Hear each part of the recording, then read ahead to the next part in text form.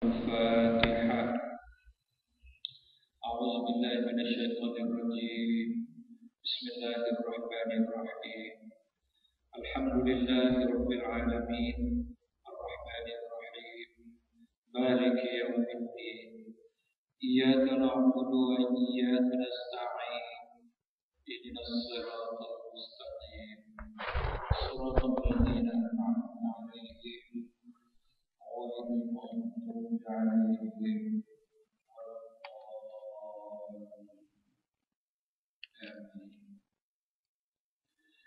بسم الله الرحمن الرحيم.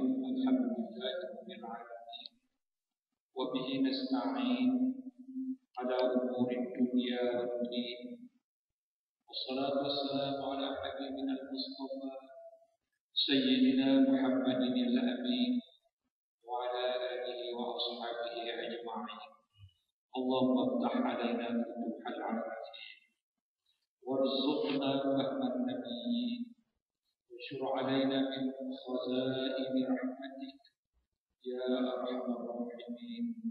اللهم اجعلنا من الذين يستمعون القول فيتبعون أحسنه. آمين يا رب العالمين. اللهم رب اشرح لي صدري ويسر لي أمري واحلل عقدة من لساني يفقهوا قولي. Alhamdulillah, marilah sama-sama kita bersyukur kehadirat Allah Subhanahu wa taala di atas nikmat kurnia-Nya, maka kita dipertemukan pada malam ini dalam majelis ilmu bagi meneruskan siri kuliah kita, kuliah bulanan kita. Insyaallah kuliah kita pada malam ini kita akan teruskan lagi tentang beberapa konsep utama dalam mentauhidkan Allah Subhanahu wa taala. Baik, kita telah cakap yang pertama mentauhidkan Allah dari segi rububiyah. Yang kita sudah cakap, kalau kita nak rumuskan balik, bahwa segala yang ada pada kita dan kepada siapa-siapa saja yang berupa nikmat anugerah Allah berbentuk pribadi, Allah bagi kepada diri kita sendiri. Sama ada nikmat itu nikmat sampingan ataupun nikmat yang sememangnya dikurniakan oleh Allah kepada kita serta dengan Allah menciptakan kita. Nikmat kurniaan Allah bagi kepada kita macam mana Allah kurniakan kepada orang lain. Kita ada mata, kita ada telinga, kita ada hidung, kita ada lidah, mulut yang kita boleh bercakap, kita ada akal pikiran yang kita boleh memikir. Dan kita ada lagi kurniaan Allah yang lain, ada keinginan. Kita ada selera untuk makan, tidak ada perasaan. Itu semua kurniaan Allah kepada kita yang bersifat pribadi ada pada kita. Maka yang dikatakan yang kita akan kaitkan dengan hubungan mentauhidkan Allah dari segi rububiyah, bahwa semua kurniaan tersebut, anugerah tersebut hanyalah kurniaan Allah Subhanahu wa taala. Aku kata mentauhidkan Allah dari segi rububiyah. Semuanya itu adalah daripada Allah, tidak daripada sisi yang lain. Kemudian dari segi rububiyah. Kalau yang rububiyah tadi daripada Allah kepada kita, daripada Allah Subhanahu wa taala kepada kita, kepada ibu bapa kita, kepada anak-anak kita, kepada negara kita, qaryah kita, kampung kita. Maka itu nama dia mentauhidkan Allah dari segi rububiyah. Maka dari segi uluhiyahnya, kita cakap dalam bahasa yang mudah kita paham, bahwa daripada kita. Kalau tadi daripada Allah, daripada kita kepada Allah. Daripada kita kepada Allah. Maka yang paling asas sekali daripada kita kepada Allah yang dituntut oleh Allah kepada kita, yaitulah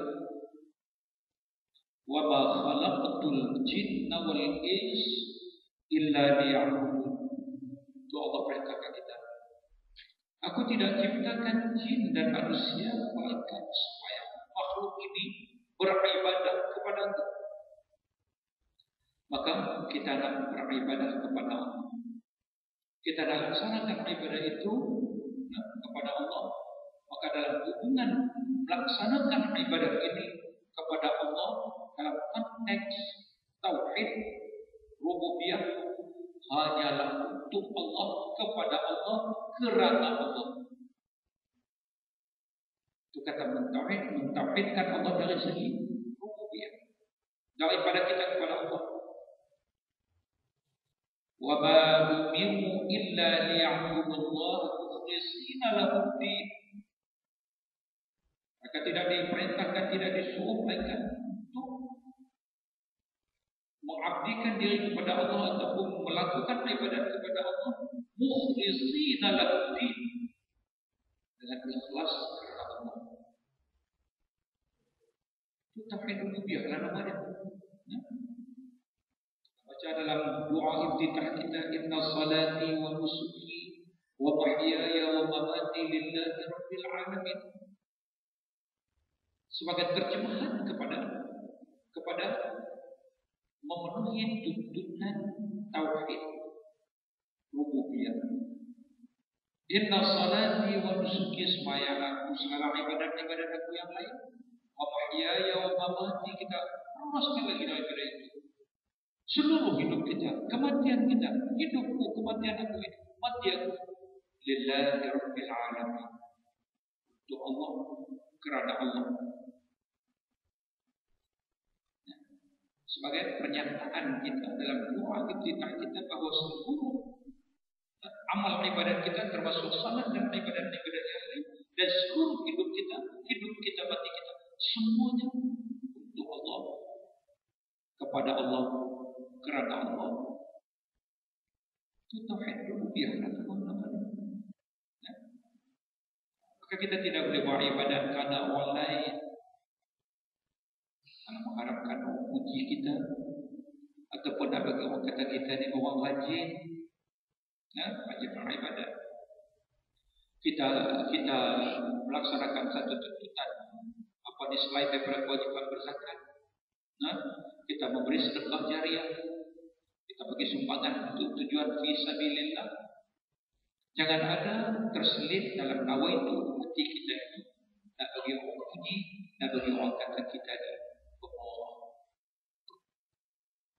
Kalau ada unsur-unsur itu dalam diri kita, dia sudah bercakap dengan kehendak dan tuntutan tauhid rububiyah.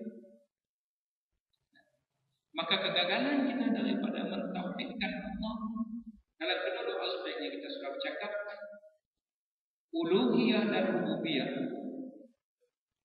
Kegagalan kita untuk memenuhi tuntutan mentauhidkan Allah dari segi uluhiyah dan rububiyah senang saja, dia akan berpindah kepada syirik Allah Subhanahu wa taala. Sebab tauhid lawan dia syirik.